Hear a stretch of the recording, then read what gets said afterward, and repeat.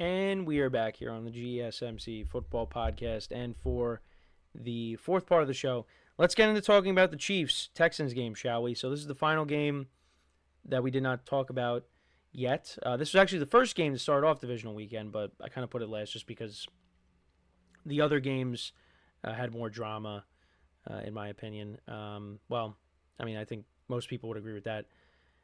Yeah, but there were some things to take away from this game, and I'll get to that in a moment. But the Chiefs do pick up the win. They win 23-14. They advance to the AFC Championship game once again.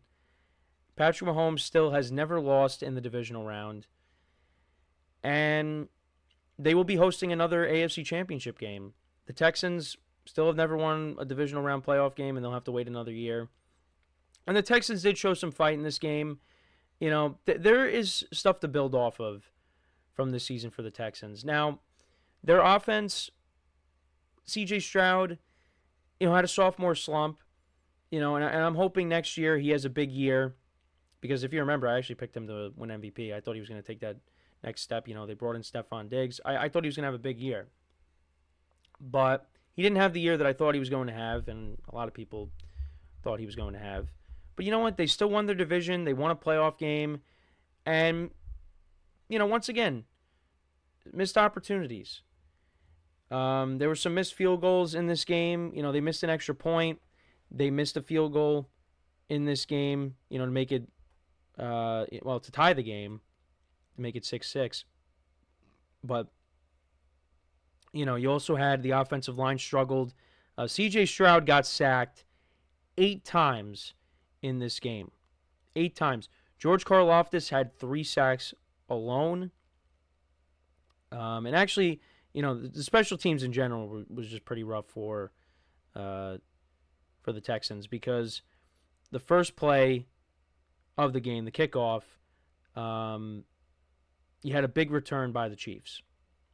That brought them all the way down to the Houston 13-yard line. Well, actually, there was also an unsportsmanlike conduct on the Texans, and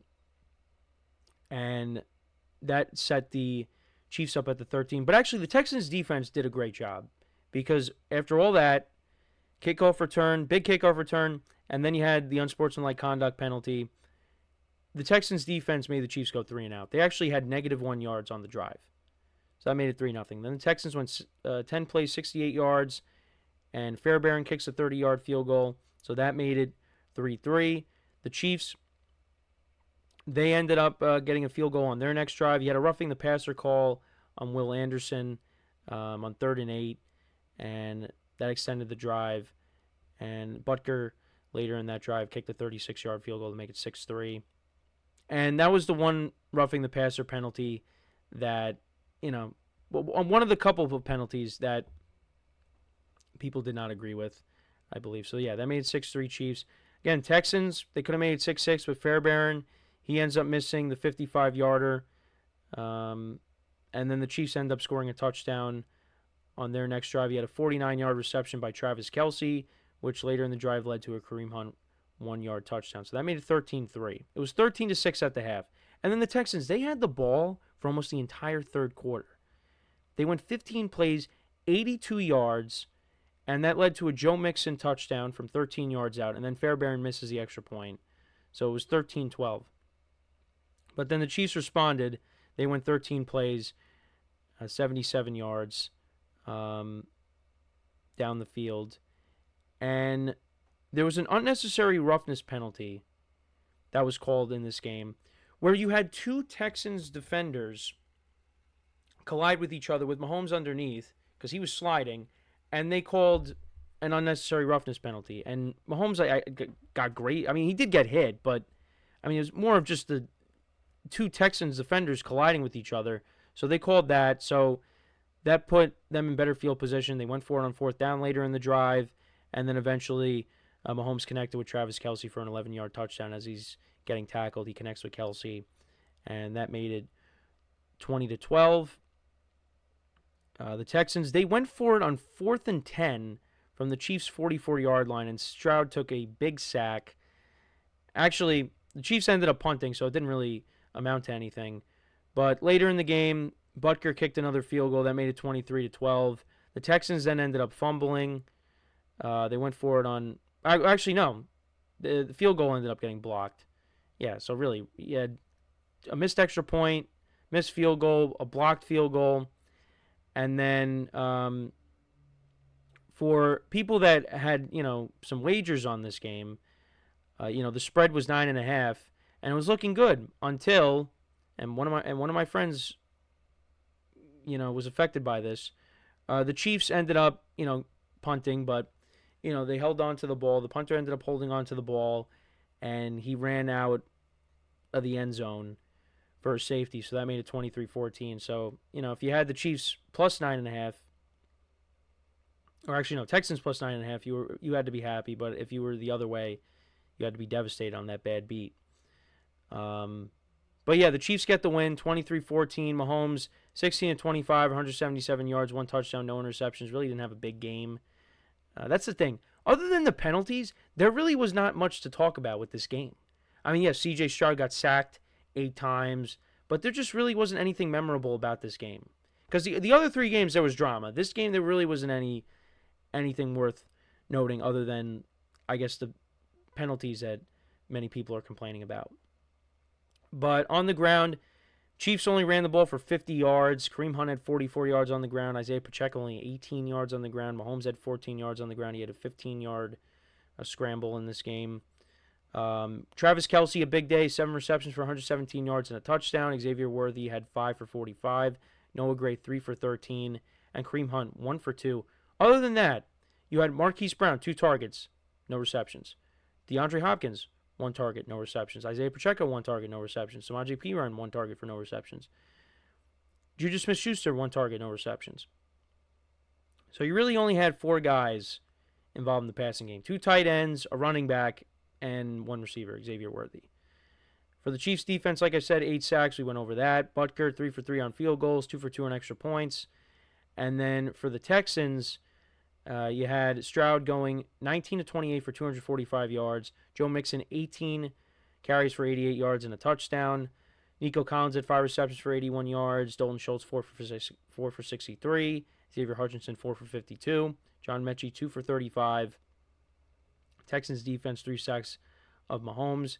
Fairbairn went 0 for 1 on 0 for 1 on extra points and 2 for 4 on field goals.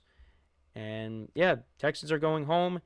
They also outgained the Chiefs 336 yards to 212, and they had the ball more than the Chiefs. They picked up more first downs than the Chiefs, but ultimately, they didn't have enough offensively in this game to put them over the top. They were shorthanded. No Tank Dell, no Stephon Diggs. C.J.Stroud was getting sacked. Took a lot of punishment in this game. Actually, got hurt at one point early on when he was scrambling, to pick up a first down. I think it was on the first drive of the game. But like I did say that, Stroud has to use his legs a little bit more. I think he throws well from the pocket, but that's something that, I thought he did a good job within the Chargers game, and I thought, you're going to have to empty the tank against the Chiefs. And, they just missed opportunities, killer penalties. Some of them were kind of fluky. When you have Joe Buck and Troy Aikman complaining about the unnecessary roughness penalty, when Mahomes, got sandwiched by the 2, well, didn't really get sandwiched, but you had the 2 Texans players colliding with each other, and they're complaining about the call, that's a problem. Now, there's no easy way to fix that. I know they implemented this replay assist, but the problem is, if you're reviewing every single play, the game is never going to end. And I understand that it's the Chiefs, and many people are suffering from Chiefs fatigue. And I'll admit, I'm one of those people. You'd like to maybe see different teams in it. I get it. Although, listen, we're going to see Josh Allen and Patrick Mahomes match up against each other in the AFC Championship game once again, and just in the playoffs in general. So I'm okay with that. But I get it. People are tired of seeing the Chiefs. But the thing is, the Chiefs are a well-oiled machine. And Patrick Mahomes didn't have a big day, but they still won.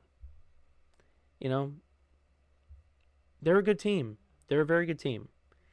And, for the Texans, like I said, they were shorthanded. Offensive line, gave up 8 sacks to C.J.Stroud. And hopefully next year they put it together. But this team has a very good defense. They have the quarterback. They got the weapons. I'm curious to see what they do next year. Will they maybe bring back Stephon Diggs? Because you're not going to have Tank Dell next year. So maybe you bring back Diggs, you get him for cheap. I don't know. Or maybe he goes somewhere else. But you got 2 good pass rushers up front. You got a stud corner. They got stuff to build on. And I think they'll figure it out. And they play in a weak division on top of that. Are the Titans going to be good next year? Probably not. Are the Colts going to be good next year? I mean, we'll see. I mean, they're going to give it another go with Anthony Richardson? Probably. And what about the Jaguars? They don't have a head coach right now. Right now, I like the Texans to win the division. I mean, maybe the other teams will be better next year, but right now, you still like the Texans. It's just, there's more they need to add to this team.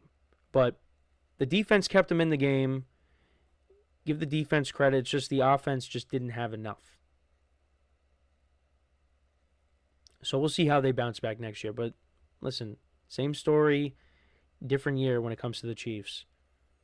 They once again are in the AFC Championship game, and we'll see if they advance to now their 3rd consecutive Super Bowl and possibly win their 3rd consecutive Super Bowl. The three-peat. Still on the table.